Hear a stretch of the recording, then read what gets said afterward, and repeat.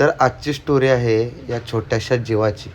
तर पूर्ण व्हिडिओ बघायला विसरू नका. पुण्यावरनं मुंबईला रेल्वेने येत असताना एक लहान मुलगा आणि त्याची आई अडचणीत असल्याचं आम्हाला भासलं आणि त्यांच्या खिशात पैसे पण नव्हते. आणि तुम्हाला माहिती असेलच की चांगले माणसं पण आहेत तेवढीच वाईट माणसं पण आहेत. तर त्या ताईला धक्काबुक्की भरपूर करत होते. मग आम्ही ठरवलं त्यांना त्यांच्या गावच्या रेल्वेला बसवायचं. तर ह्याचं नाव होतं शिवांश. ह्याला आम्ही प्रेमानं बंडा म्हणत होतो. ह्यानं आम्हाला खूप जीव लावलेला आणि आम्ही देखील ह्याच्यावरती खूप जीव लावलेला. आणि त्या ताईची ट्रेन्स रात्री 10ला येणार होती. तोपर्यंत त्यांना एकटं सोडून कसं जाणार म्हणून त्यांच्यासोबत आम्ही थांबलो.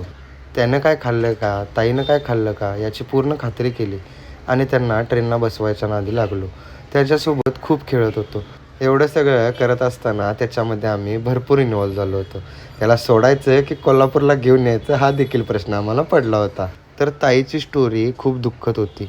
त्यामुळे आम्ही त्यांना सोडण्याचा निर्णय घेतला होता. स्टोरी अशी होती की मी तुम्हाला सांगू देखील शकत नाही. त्या स्वतः माझ्याकडे मदत मागण्यासाठी आल्या नव्हत्या, पण मला मदत करायची होती म्हणून मी त्यांना आर्थिक मदत देखील केली.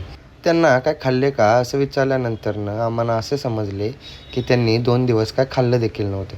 मग त्यांना पहिला आम्ही खायला घातलं. एवढं सगळं करत असताना त्या मुलावरती खूप जीव लागला होता. कोल्हापूरची माणुसकी तर मी दाखवली होतीच, बाहेर गेल्यावरती माणुसकी दाखवायची ऑपॉर्च्युनिटी मिळाल्यावरती ते मी का सोडू. लहान बाळ घेऊन त्यांना लाईनमध्ये बसता येणार नाही म्हणून त्यांच्या ठिकाणी मी स्वतः लाईनमध्ये बसलो होतो. त्यांची सीट कन्फर्म केल्यानंतर ना हर्षाला म्हणलं तू त्याला धर, मी जातो. मागून ओरडा लागले, मागून ओरडायला आवाज येतो का?